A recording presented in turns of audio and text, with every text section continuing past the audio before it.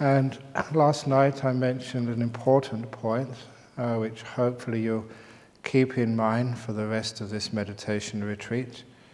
It is almost like the goal, if you want to call it a goal, of the meditation is stillness, not concentration. And that word has caused a lot of problems for many people in their meditation practice, and has made many people give up after a while. They haven't been able to achieve this goal of concentration, and if they do, they get so tense and it's very unpleasant. And it's not the path. The path is something completely different. And it's good to know what that path is and what the goal really is, and then it makes meditation much easier to understand. And it is the path of stillness. Being still, not allowing the body to move, just relaxing it until it's comfortable by itself. And there's two ways of having a still body, and one of those ways you will see in Buckingham Palace with those horse guards, whatever they're called, who can stand still for an hour on end, even though tourists try and poke them and take photographs of them to try and disturb them. But they can remain still just because of their training in willpower. But that's not a very pleasant state to be in. And even the best soldier on Buckingham Palace will still sort of have to move after an hour or 2 hours. But to be able to be still in your body so you can just be sitting here and not even move is a very difficult thing to do. And it can only be done if you really let the body be. As I said with that glass of water, just leave it alone.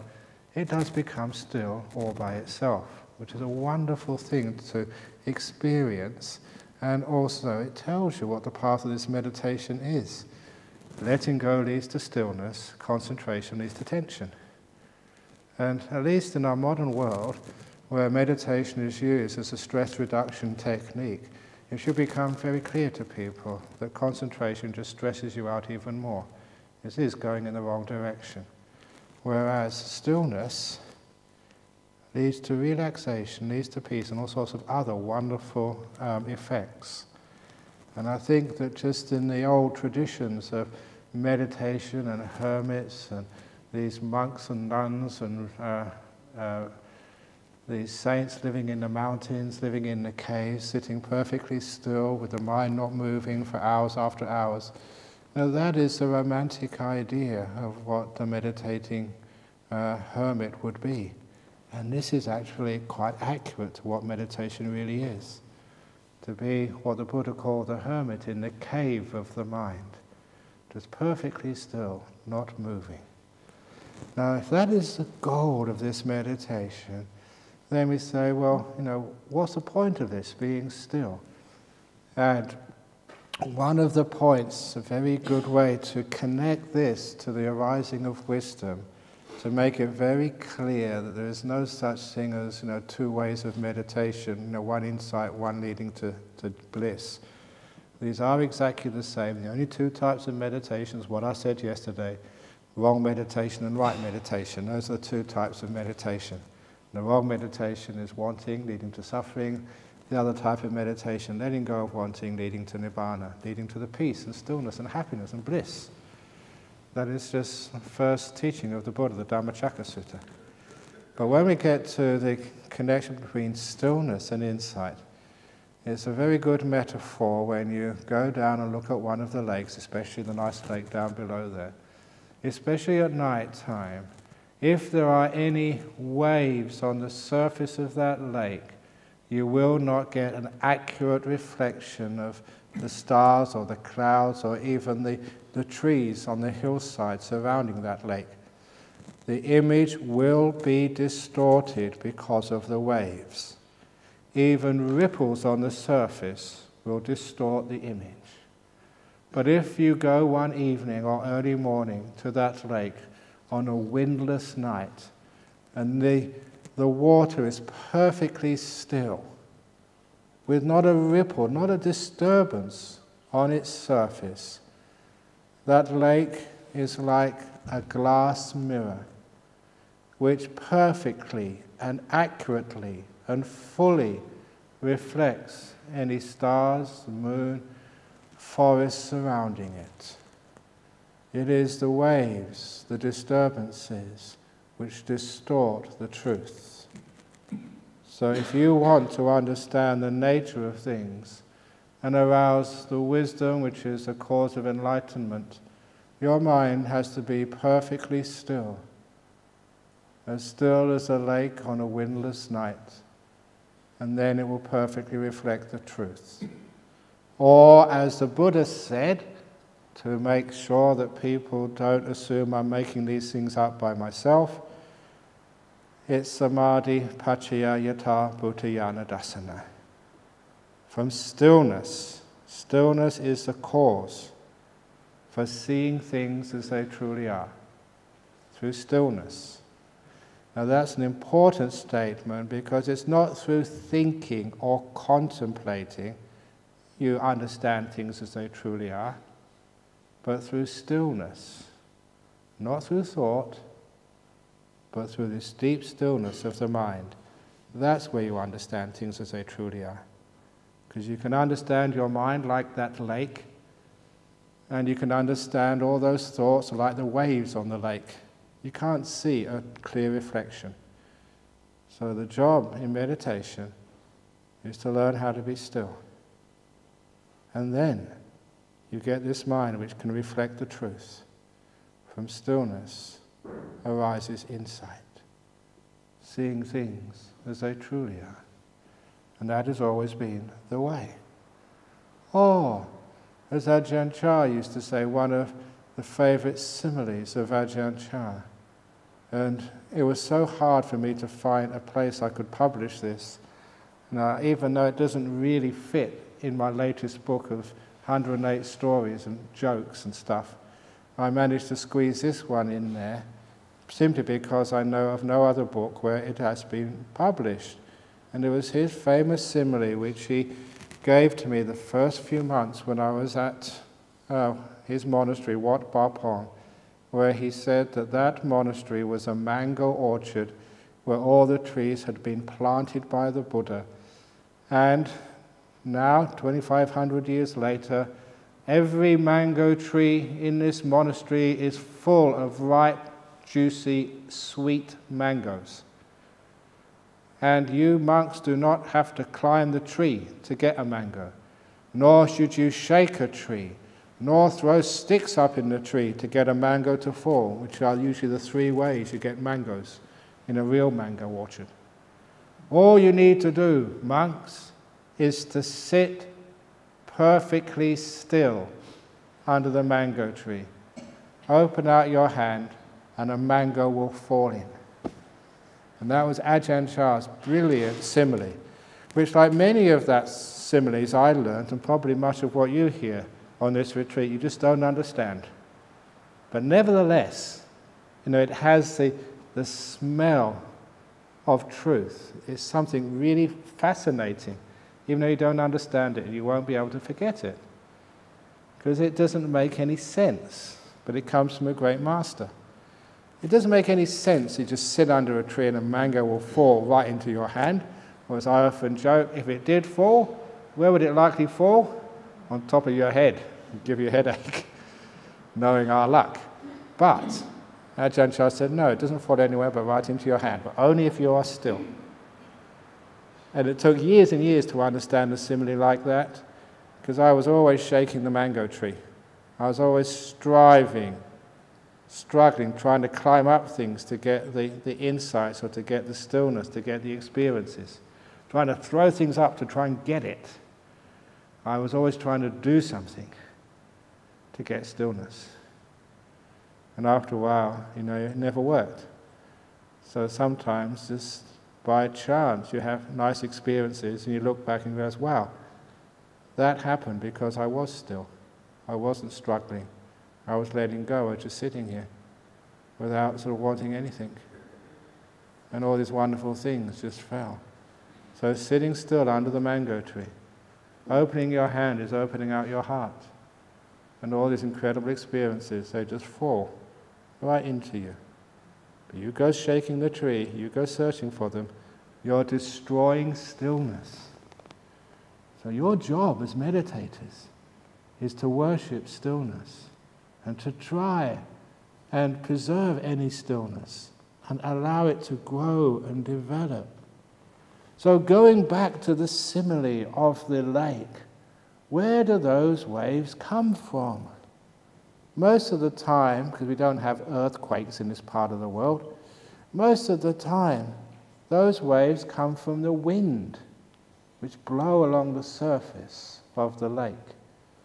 And in this simile, if your mind is the lake, the wind is your wanting. Wanting anything, even good things, let alone bad things.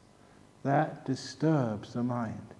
It creates thoughts, it creates these waves. Sometimes I would ask, why do we think so much? Where does all that come from? And it is from a lack of contentment. That is why we think. It's important to know things like this, because otherwise you just go battle trying to stop thinking, trying to make your mind still, trying to fight thoughts, and it never works. You think, stop it. That's another thought. That's another second thought. Here we go again, another thought. It's just endless and incredibly frustrating. Until you say, no, don't try and stop the thoughts. Stop the causes of the thoughts. Find out where they come from, why you have to think. And you'll trace it back if you're aware enough and find out it's because you want something. Usually you don't want to be here, you want to be somewhere else. You're not quite sure where else you want to be, but it's certainly not here. And that's usually the meaning of our life. Always wanting to be somewhere else. Not quite sure where, but anywhere than here. And that keeps us moving throughout our life. From experience to experience, from retreat to retreat, from partner to partner, from job to job, land to land, always wanting something else. I'm really not into tourism at all.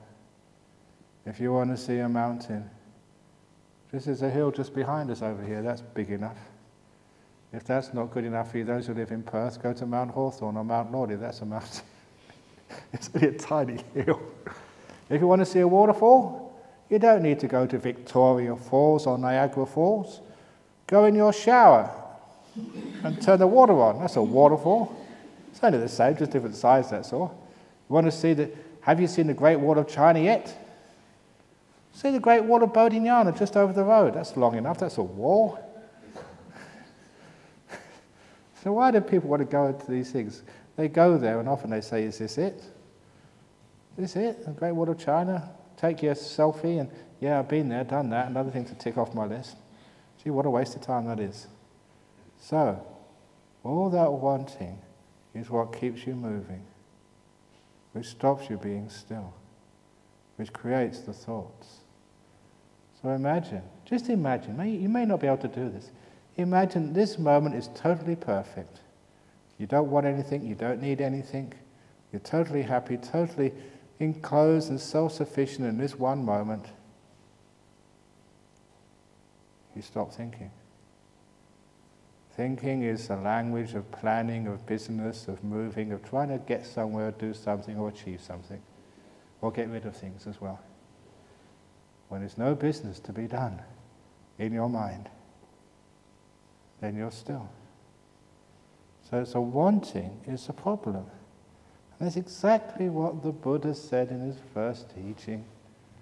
You know, about, as I already mentioned in the Dhammacakkappavattana Sutta, craving is the cause for suffering. So even craving for good things. So the whole purpose of this meditation is to stop wanting. You know, there's a charity called, it used to be anyway, Freedom from Want. Is that charity still going? It used to be when I was a kid. Freedom from Want. I support that charity. You don't need to give any money. You just have to sit down and meditate and stop it. And imagine when you have got nothing you want. That is, someone asked me, what's the goal of life? And it's actually to end all wanting. Many people try to end all wanting in so many different ways. You got your goals. Okay, I'm going to get my house. I got my house finished, so I shouldn't want anymore. I've got my house now. But of course, once you've got your house, you want to have your furniture. Once you've got your furniture, you want to have your car. Once you have your car, then you get your partner. When you get your partner, you want to improve them. When you improve them, then you've got to have kids, and you want to get your kids to do this. And it's just endless, all the wanting. And sometimes, you read about people in the newspapers, like migrants. All I want is to have a free life, to be free of oppression. That's totally ridiculous. That's not the first thing they want. They've got a whole list, and it never ends. Right till the time you're on your deathbed. And what do you want? Heaven, please. If you're a Buddhist, please, Ajahn Brahm, come along and make me a stream winner. I know I've left it a bit long, but please, I need to have a stream winner, because otherwise I might get a bad rebirth. Our wanting never finishes in life, except when we come here. All wanting stops here. If you can do that, then you'll have the best meditation you'll ever experience. But it's so tough to stop all your wanting. Because even as Buddhists say, what about the efforts? We have to have goals. If we don't have any goals, we'll be lazy. We'll spend all the rest of the meditation retreat just sleeping and eating and just talking and all this stuff. Give it a try. See if you can have 1 hour of not wanting anything. Because a lot of what we assume to be laziness is not laziness at all, it's restlessness. How many of you can just sit on a chair just outside the kitchen with a cup of tea and actually want nothing at all? What do? We start thinking, fantasizing, dreaming. When I get home, this is what I'll do. This is, even you look at this place and think, oh, maybe we can improve it and do something here and do something there. You probably already designed this retreat centre to be a better place. Why is it we can't just stop? Now, one lovely way of stopping, which, sometimes we need these little skillful means, and I was telling it to our Friday night group the other 2 days ago.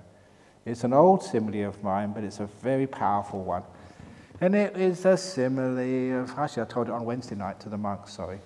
It is the old simile of my life as a monk who has too many responsibilities. Every time in the morning and the evening, we chant the Metta Sutta. This is what should be done by one who is skilled in goodness. Let them have few duties. Oops. I fail on that one. I look after this place. I look after Bodhinyana Monastery, look after the city centre, and the nuns always come and ask me to help out at Dhammasara with their buildings and stuff, and that's not all. Santi Monastery now in Sydney, they're asking me to look after the nuns over there. And also the Buddhist Society Victoria in Melbourne, they're going to build a monastery soon, they want me to help over there too. And the Buddhist Society, the Buddhist Fellowship in Singapore and the Brahm Centre, which is named after me. And now in Korea, where are you? The Bodhinyana International Society, was that what it's called? You've called it actually the Internet Cafe Bodhinyana International.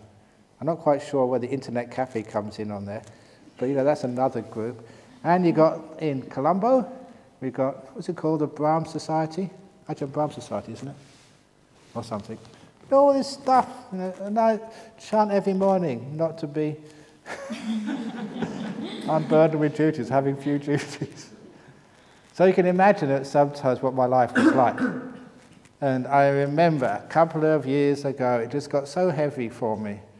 And I just working really hard in Nolamara Temple. And it's not the buildings, that's not the problem, it's the people and the difficulties. It's so easy to fix a tap, to fix an argument between two people. Now that really takes a lot of time.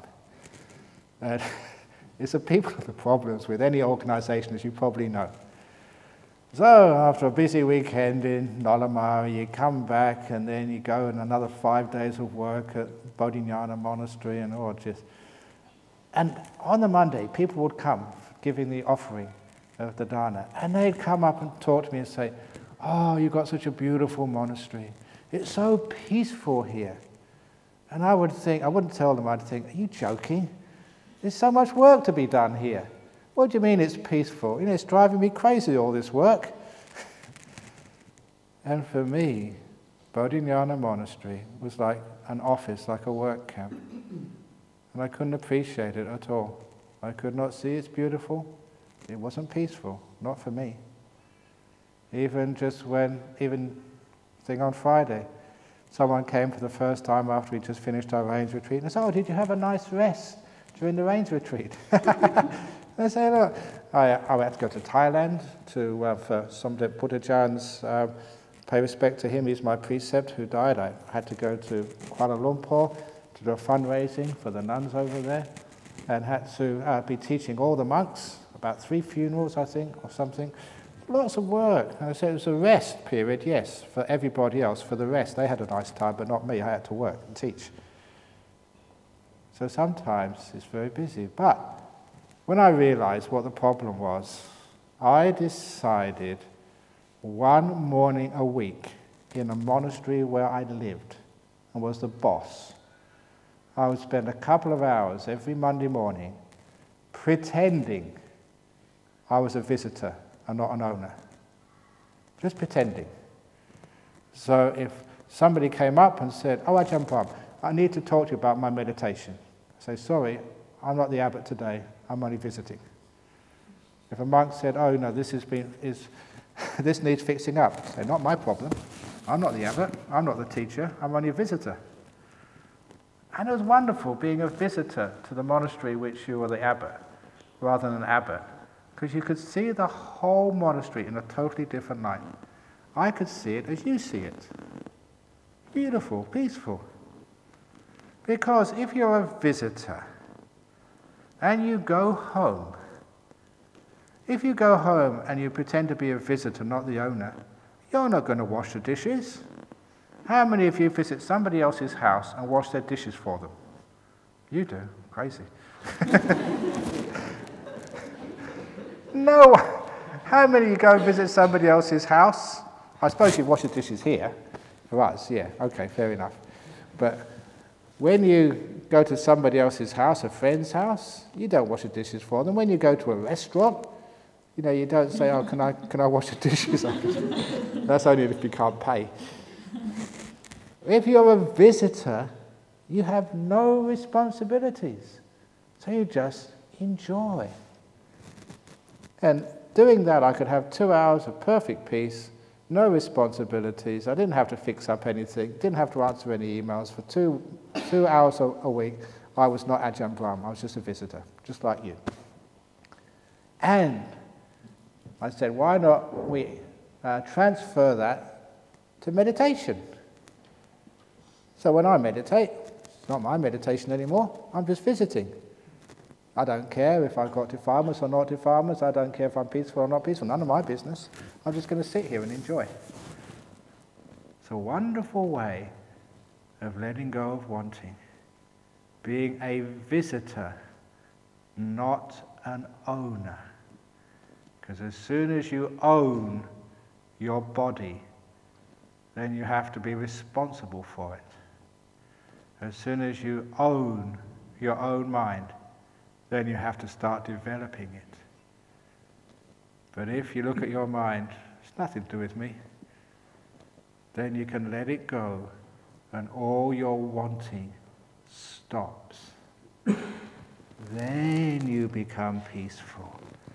That's how we use some of these great teachings of the Buddha of non-self. Because sometimes, anatta, non-self, it can be a great way to think hours and hours and hours and work out what that means as a philosophy. That's a total waste of time. Instead of philosophizing and thinking about it, you can just say, what does it mean not mine?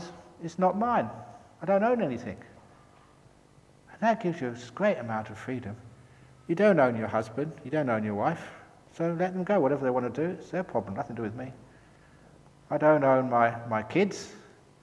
Wouldn't that be wonderful if you could think of your kids and say, they're not mine? Somebody else's problem. That's why grandparents have such a wonderful relationship with their grandchildren, because they don't own them. Parents own their children. You know what I mean? Your mum and dad, they own you. They're always telling you what to do, even though you're 40, 50 years of age. There was, I won't say who this is, there was one Australian girl, and she wanted to join Dhammasara monastery. Really good girl, and a good candidate, but her mother wouldn't let her. I said, how old are you? 51, she said.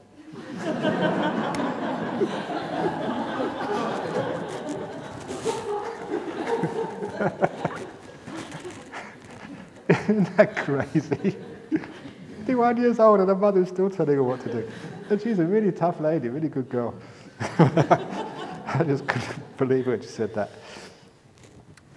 So the grandparents, they say, oh yeah, off you go, enjoy it. Because grandparents don't own their grandchildren. That's why the grandchildren love them to bits. So be careful as a parent, don't own your kids. You know, they're just, you come into your body, and then they go out again. You can't control them anyway, so you might as well realize that early on in your life and let them go, and you have a much better relationship with them. But this is with your own body and your own mind. Can't you treat your mind like your grandparents treat you? My grandma, I will never forget her.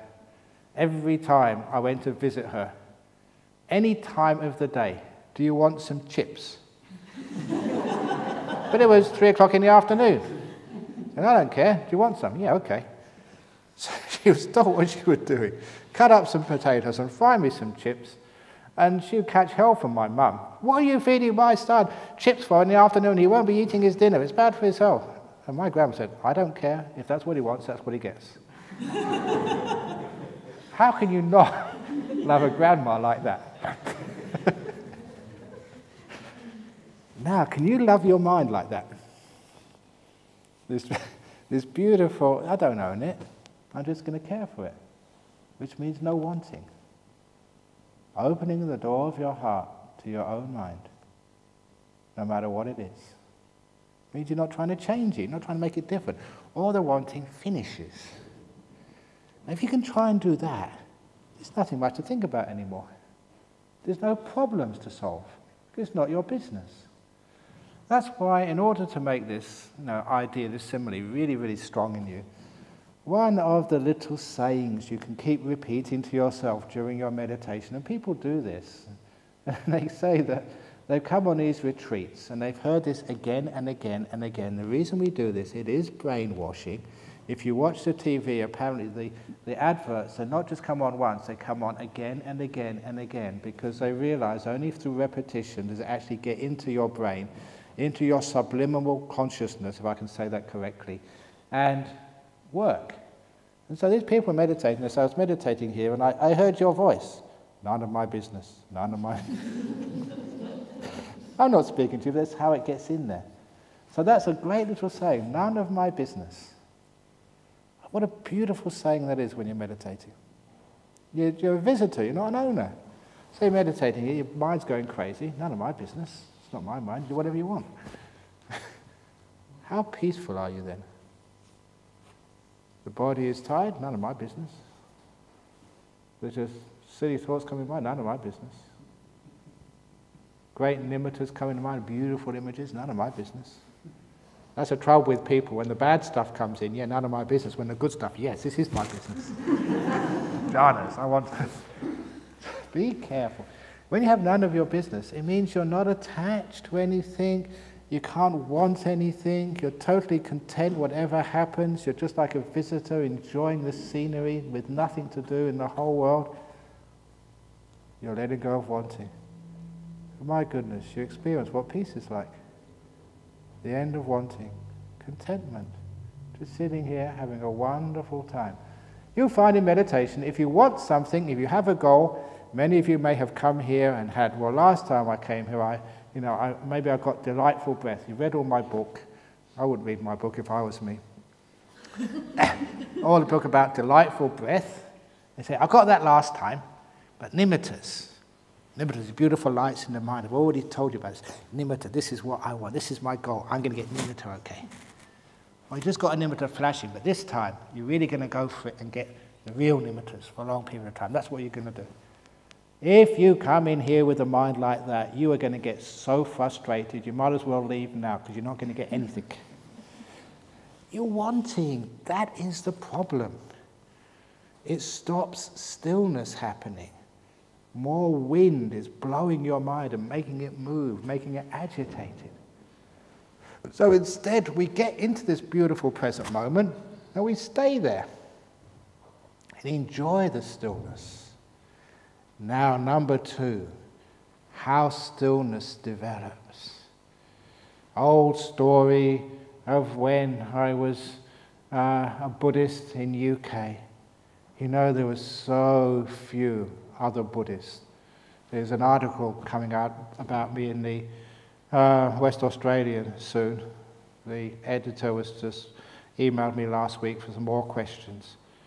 And they asked me about, how I became a Buddhist. And I mentioned I just read a couple of books and I realized I already was a Buddhist. And for about 2 years, I was the only Buddhist I knew in the whole of Europe. I didn't know any other Buddhists.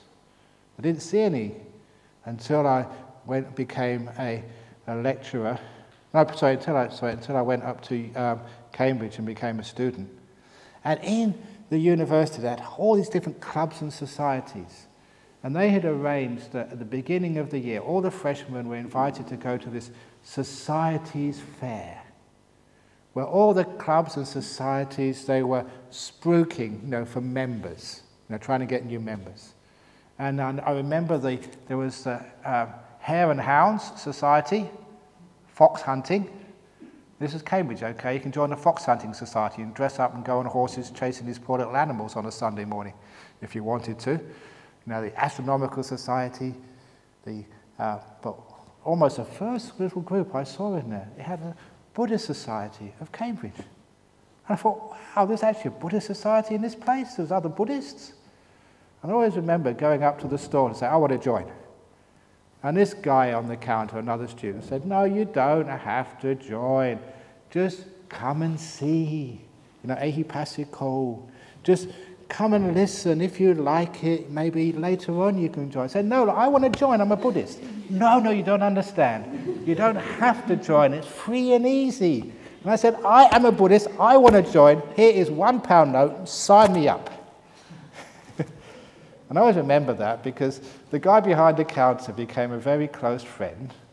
He was also into science. He's retired now, but he was a professor of theoretical physics at London University.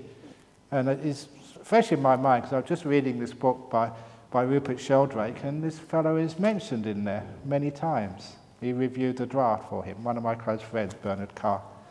And it's wonderful just, how you actually meet people like this. But in those days, there were so few places you could go to listen to a Buddhist talk, and especially to meditate. So there was a Zen monastery opened up in the north of England. So I went there to do a meditation retreat. But it was a different type of meditation I'd ever done before, because in that place, you would sit in a line facing the wall. And the teacher would walk behind you with the big Zen stick. And they would use it as well. If you started nodding, they would tap you on the shoulder and then whack! That's what they used to do. I never got whacked. It worked. You only need one person in the room to get whacked and everybody wakes up. Fortunately, there was one person who was more sleepy than I was. He got whacked first, and all my sleepiness disappeared. I was perfectly straight. It was really funny. But they still do that. I was in Hong Kong recently, and you meet all the other monks and get the gossip about what's happening in Buddhism. And this monkey just came over from mainland China, just doing some business in Hong Kong, having breakfast together. And he was laughing all over his face when he told the story. One of these masters in mainland China in a Zen monastery, he tried that, with a Zen stick on one meditation retreat. And one of his disciples, this middle-aged lady, was nodding, and he whacked her on the back. And she got out her mobile phone and called the police. And that the poor monk was arrested. For assault. You just can't do that anymore. Not in mainland China. It's a true story. Poor monk. But anyway, I went to this. But the interesting part of this retreat, you know, you had to meditate with your eyes open, which I'd never done that before. You know, Theravada, we always close our eyes. So keep your eyes open and always ready to try anything for the first time. And it was weird. After 15 minutes, the wall vanished. It just wasn't there anymore. And that was really strange. Now, I was about 20, 21 at the time. You know, in the 60s, anything weird and strange, you know, you were really into. And what's going on here? And of course, you know, I was a scientist. I knew enough about the nature of sensory experience, especially how the brain works, to know that your brain is only wired to notice things which change. If there's a sound in the background which is constant, after a short while you can't hear it anymore. We all know that. There's a sensation in your body which is constant. After a while you can't feel it. It's the first time I realized you could do that with seeing as well. I was just facing this whitewashed wall, and because nothing was changing, the brain turned off. You couldn't see anymore. It was gone. And that was one of the examples which gave me a clue into why stillness leads to these incredibly deep states of mind. You sit perfectly still, comfortably, as I keep on saying, because if you've got an ache or a pain, the body cannot turn off. Even like at sleep at night, if you've got a headache or a stomach ache, it keeps you awake. You know, because, you know, there's noise, the body is excited, it can't be still enough for it to disappear. Or even if there's noise, bang of the door, please look after one another in the cottages. You're allowed to come and go whenever you want to, but in your cottage, when you get to the front of the door and you open the door, or when you come out again, please imagine you are burglar. Okay, if you imagine you're a burglar, you don't make any noise. Now, burglars are not the most intelligent of people. You are far more intelligent than a burglar, so you should be able to make less noise than a burglar does. So you open the front door of your cottage, and no one hears you come in. You walk very softly into your front of your room, and you open the door. No one hears you come in. No one hears you go out. Because when you're coming and going, you think, burglar. And at the very least, after this retreat, when you go back to your countries, you'll have another profession just in case. I shouldn't say that, but it's nice to be able to be quiet, and you can do that if you really want to. But if there's a constant noise, such as, you know, the rain or the wind, or the traffic in the distance, after a while you can't hear it. It's a constant noise. Now, this is what happens when we sit comfortably. The body is reasonably the same, and after a while it vanishes. We have our eyes closed, and if you notice, when you close your eyes, you're actually seeing, like a wall, the inside of your eyelids. And after a while, that doesn't change. So the sense of sight turns off. It's not you're seeing blackness, you're not seeing at all. The sense has turned off. And smelling and tasting, that's very easy to turn off, so don't go chewing something. When you meditate, we don't chew gum when we're meditating, because that will keep the senses going. And also, I often mention that in meditation halls we often have incense. You know why they have incense? In case too many people have eaten beans. And if you have eaten beans and you have got trouble with your digestion, you're passing a lot of wind, please sit in the back. That means there's no one behind you. Don't sit in the front, because everybody behind you will catch it. So, Rosh is very good. I'm into that. So, yeah. So the senses, the two difficult ones to let go of is feeling and sound. Those are the ones which disturb you in meditation. But if you are reasonably still and you don't move, and you're not thinking, things disappear and vanish. And after a while, you can't feel your body anymore. It's gone. That is such a blissful experience. You don't feel hot or cold anymore. You don't feel itches or aches. Body's vanished.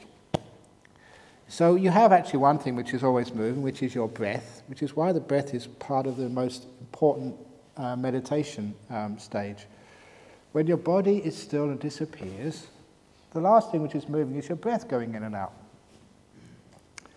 So you've got to try and calm that down. And it doesn't take that long when you're watching your breath go in and go out, go in and go out. After a while you become so precise with your attention, just naturally. All you ever see is just one moment of breath, a moment of breath happening now. And it's not much different than the moment of breath which happens next. The breath becomes smooth. So it's hardly any difference between an in-breath and an out-breath. So the breath is the same. It's only when the breath gets this beautiful sense of sameness, beginning, middle, end, in-breath or out-breath, only then can it disappear. It becomes still.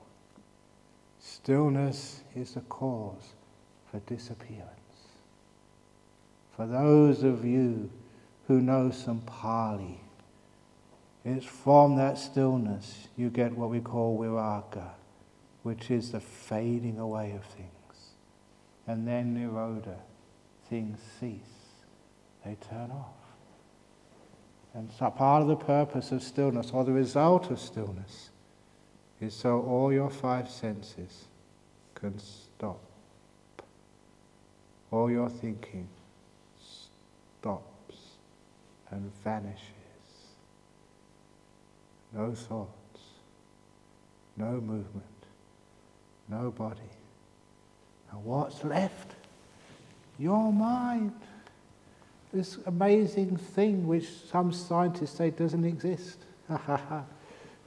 Now you're facing it. Number one, when all this busyness to do with the body and trying to get it comfortable is disappeared, when all the thoughts have vanished, that is so much bliss. For those of you who are working, when it comes to holiday time, all the work is finished. For those of you studying, when you finish your studies like they have in Year 12s over here in Australia, no more schoolwork. The end of suffering is called happiness. When the body vanishes, it's so much bliss. When the thought has stopped, silence, that's delicious. As you get into these stages, you start to experience the happiness of letting go, the bliss of things disappearing. Wow, this is cool. This is what happens. So you get into this beautiful state of mind where all the five senses have disappeared. Now normally, and things never happen normally, they always get a bit jumbled up.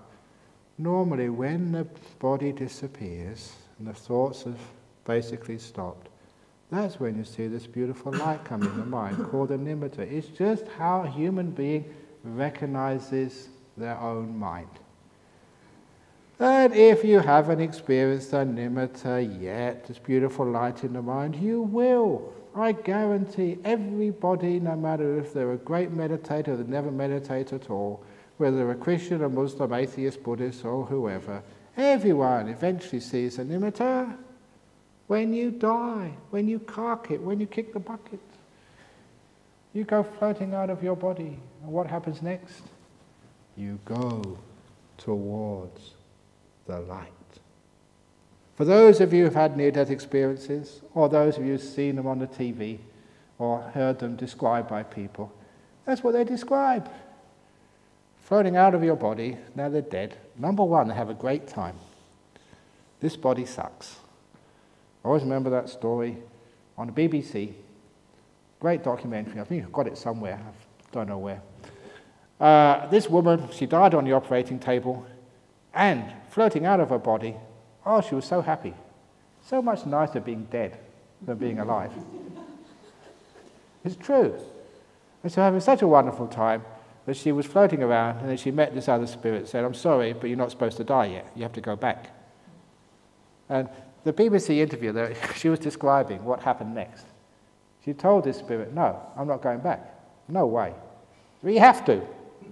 I don't care. I'm not going. And they had this argument on the astral plane, or whatever it was. You've got to go back. I don't want to go back. No, you have to. No way. And having argued for I don't know how long, this spirit, somehow or other, got hold of this woman and actually threw her back into her body. And that's where she came to again, and she could tell the story to the BBC on the interview. But the most fascinating thing was then she screwed up her face in sheer anger. And she said, now when I die next time, when I really die, the first thing I'm going to do, I'm going to find that person. I'm going to find that guy.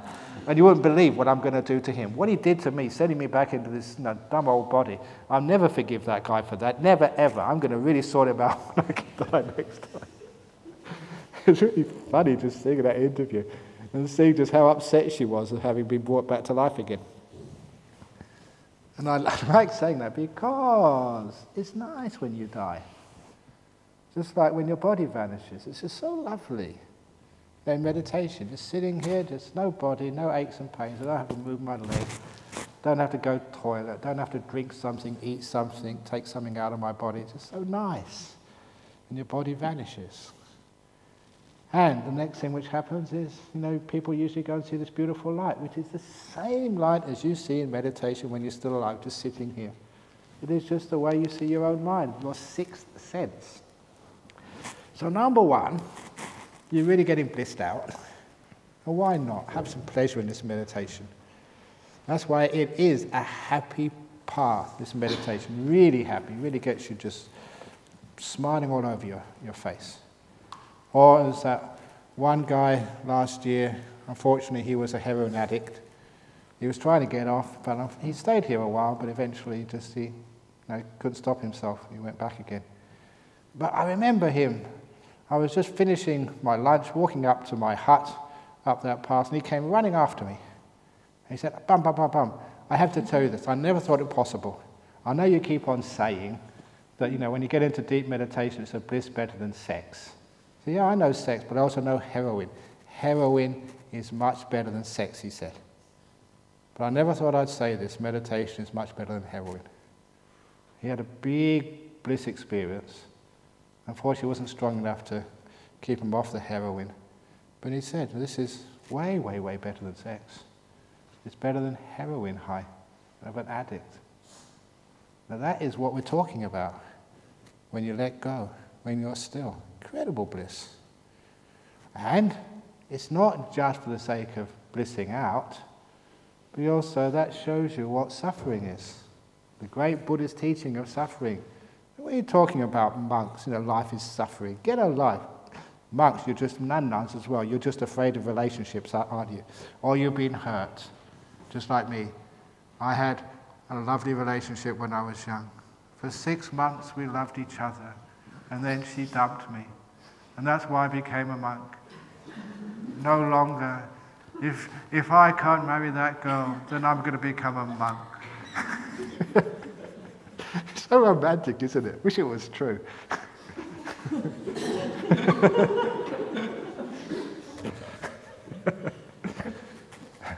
So he left the world because he was heartbroken and became a monk for the next 40 years. The life story of Ajahn Brahm. It's not true at all, obviously.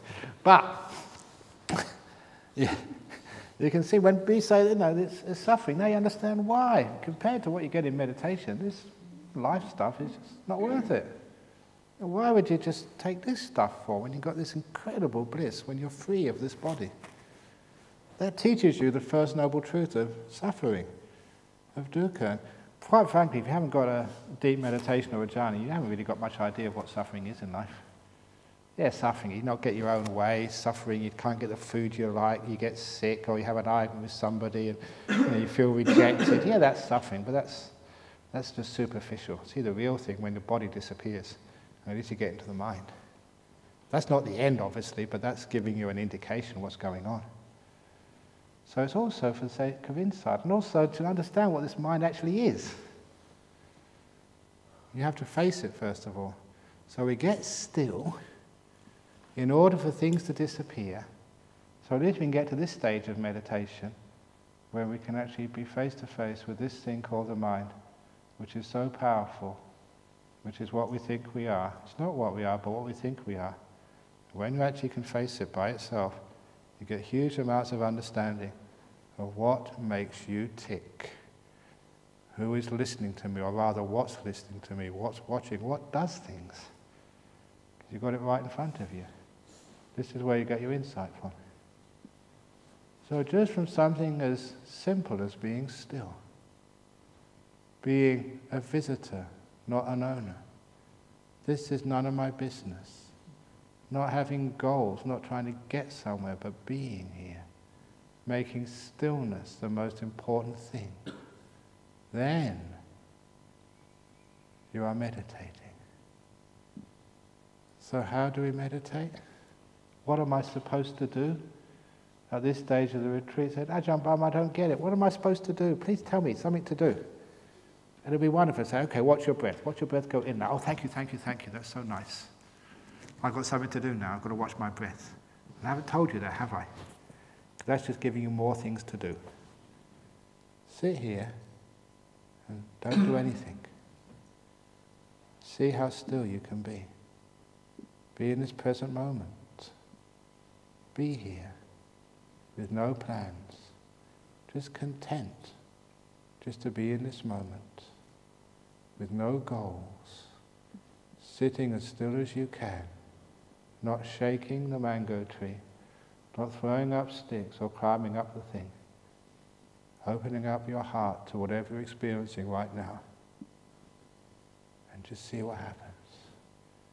You become still. And things disappear. Because the winds of wanting have been stopped. Just make peace. Which is another word for doing nothing. Be kind. Which is opening the door of your heart to this moment. And be gentle, which is basically, again, doing nothing. All different ways of saying the same thing. Just sit here, shut up, and be still. So, there we go. So simple. Any questions? No? Good. Any questions or comments? Okay, if you don't get it, don't worry, just keep on just giving up. You're all hopeless anyway, so I've got no anticipation any of you will get anything. That's reverse psychology. When I say things like that, what does he mean I'm hopeless? I'll teach this monk, I'm not hopeless. It's a great way for motivating people, using reverse psychology. And just see what happens and enjoy it today. If you're still sleepy, just do some more what I call flat-out meditation on your beds. If you're still sleepy. Because some of you, again, it does take a couple of days for you to get into the habit of things here.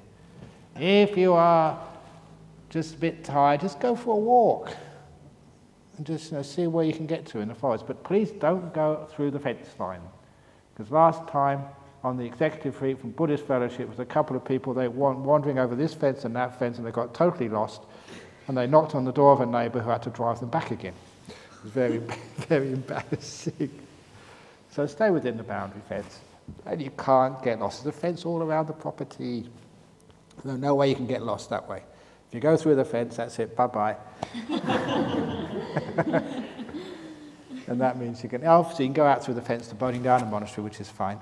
And if any of you just don't like this hall to meditate, I should mention this because Bodhinyana Monastery Hall has got some good energy to it. So if you don't like meditating here, just walk over to the monastery and sit in the hall over there. You're most welcome to use that hall as well for meditating. And it's got some nice energy over there. So that's also for you. So you've got the whole place here for you. And there is the interviews now, so those are people who brought their names on the interview list. I'll be seeing you in a couple of minutes. So happy meditating, or rather, happy nothing doing. Sadhu. Sadhu.